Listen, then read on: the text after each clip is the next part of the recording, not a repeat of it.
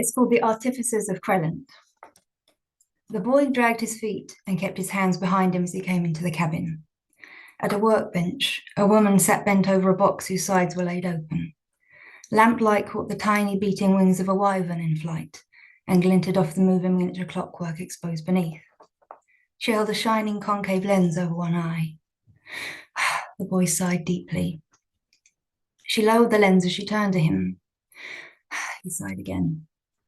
Cass and Maya said I'd made a good story box. But the boy took the box from behind his back and gave it awkwardly to his mother. Like you said, I hadn't caught the movement of the wings, and the scales looked wrong. Cass flew around the little peak to show me the arch of his joints. Did you watch carefully? The boy nodded earnestly, though he dropped his gaze. It was a good try, Rendy. It's hard to set the wings in motion and to engrave the scales so their gleam is right. Look what Cass gave me, Helior. Rendy took a wyvern scale from his pocket. Its surface swirled and shone like powdered green opal in oil. That was kind of him. Scales grow back so slowly. Rendy squirmed. Helior saw what had happened. You talked about Arthquart and Okar story boxes again, didn't you? The boy puffed out his cheeks but didn't answer. You promised to wind them up for exchange for a scale if Cass could find them in the cavern, yes? Rendy's face crumpled and he hung his head. I'm sorry. Helior patted the boy's shoulder. She couldn't bring herself to scold her son and didn't blame Cass the wyverning either. Those boxes captured the calamitous beginning and the fearsome end of years so sombre that every Crelentine, those with wings and those without, agreed with Artificer Okar that it was better never to play them again. After all, the Erndine Empire had fallen. The peaks of Krell were alive again with wyverns. Winged and windless neighbours came to barter for the story boxes that once amused an emperor until they brought down his empire. Go to sleep now, Rendy. We'll visit Maya, Okar and Cass tomorrow and apologise again for your mistake. Next evening, mother and son climbed the pass above their cabin that led to the great cavern of Krell. They entered one of the large hewn-out rooms where a wyvernling lay curled up at the feet of an old white-haired woman who sat by a crackling hearth fire. At the sound of their footsteps, the wyvernling's rippling verdigris eyes widened in alarm. Okar's eyes were pearly white and blind. Greetings, Okar. I'm afraid that my apprentice and the wyvernling here have made a foolish bargain again. Greetings, Helior. Foolish, maybe, maybe not. Cass couldn't hide his missing scale from his mother for long. They are determined to see the story boxes. I've spoken with Maya. Let's satisfy our youngster's curiosity. Curiosity? Helior was dismayed. Okar, we agreed never to play them again. There is a condition. What condition could eclipse the reasons we put them away? We watch them together. I tell them the story of the boxes from beginning to end and finish with a warning in words because I can no longer make it in clockwork. Maya tends the nests and will come soon. Though reluctant, Helior knew better than to argue with her formidable teacher. Besides, she respected and trusted her, as every Crelentine did.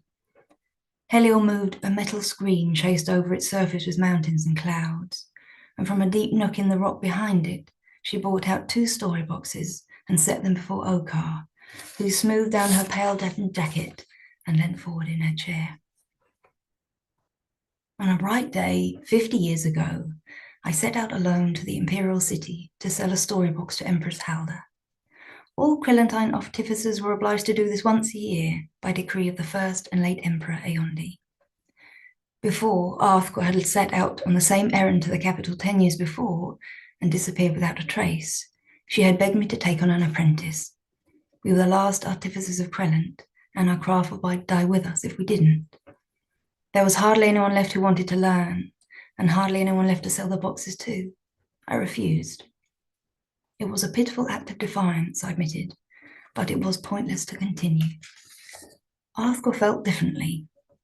What we gave them wasn't defiance, she told me, but surrender. We had yielded to the Empire and wallowed in sentimentality. We couldn't craft sentiments, but we could craft provocations and teach others to do so. A story box might amuse an Emperor, Okar. It may also bring down his empire. I had shaken my head at the futility of Arthquart's parting words. Remember this, Cass and Rendy. I left the mountains and walked the long imperial coast road to the city. When the heat became unbearable, I rested under a grove of trees on the cliff head. I had fallen into a doze when I heard voices approaching. I opened my eyes to see two young women. They asked whether they could share the shade. No one can own the sunlight, any more than they can own the absence of it, but Aendines never thought that way, and by their clothes and gestures I knew they were Aendines. I assented, and they sat down next to me and fanned themselves with decorated bone-handled boards. After a while, I heard one of them speak in my direction. "Excuse us, mistress. Are you going to the capital?" I turned to see the pair looking at me expectantly. I nodded. The other asked whether I was from Crelent. It would be obvious, even to the unobservant, that I was. Nevertheless, I told them it was so. "Are you an artificer of story boxes?" they asked together. I nodded again. They glanced at each other, then at the box at my side, and shared a guarded smile. "May we watch your story box while the noonday heat passes?" I considered the young women more closely. Sisters, surely. Their skin was powdered, Aeondine fashion, yet there was a moonlight curve to their cheeks that reminded me of home. Rendy touched his own moon-curved cheek. That curve moved me. "I would let you watch it," I told the young women, "but I've no glass to offer you. Watching the glassless would give you a poor impression of my skill, such as it is. I was never one for pride or falsehood, but I couldn't reveal to an Aeondine that I owned a wyvern glass. Emperor Aeondi had banned the Crelentines from owning them. The punishment for being found with one was as vicious as all the other punishments the Empire imposed upon his subjects. I needed every one of my fingers and both of my eyes. They took out spectacles from their bags. "Here, we can use our own glass." By the arrangement of the lenses and the ingenuity of the frames, I could tell they were of considerable quality. Only wealthy Aeondines were allowed to own such things. From the sheen on the glass, however, I realized they weren't ground from the lenses the wyverns molted and discarded every few winters. These had been cut fresh from the whole eye of a living wyvern. Cass and Rendy sat open-mouthed. Mai entered the room, rattling her large carmine wings that flickered in the hearthlight. Her eyes were like kaleidoscopes, the tiny jewels falling and coalescing. "It's not an easy thing to hear," she said in a low rasp, as she settled next to the others.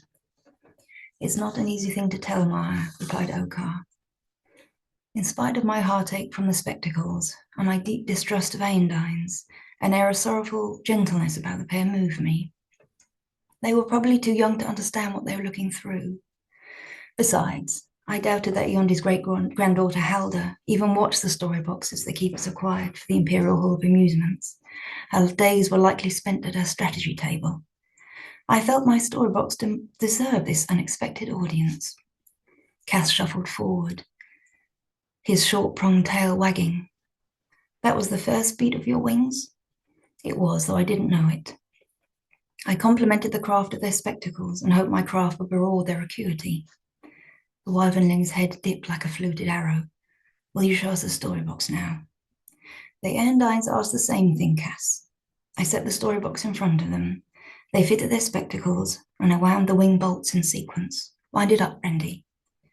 The boy did so. Then he and his mother brought their own flashing glasses to their eyes. The moon rises over the mountains. The snowy peak of Krell splits and out flies a cloud of wyverns. The split closes. Clutches of age hacks on the glowing nests in the great mountain's cavern until the whole massive teams of swooping wyvernlings. Small wingless figures appear in the foothills. They climb the mountain slowly and speak humbly with the wyverns who let them live in their caves and mountain passes. They share their rocks and stones.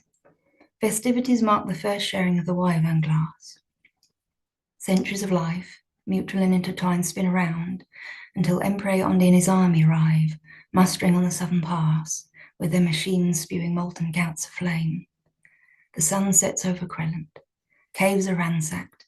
Cabins are burnt to ash by torch-bearing soldiers who chain up wyverns and cart them away on heaps of ingots, glass and stones. The clockwork wound to a stop. Hollow looks passed between the boy and the wyvernling.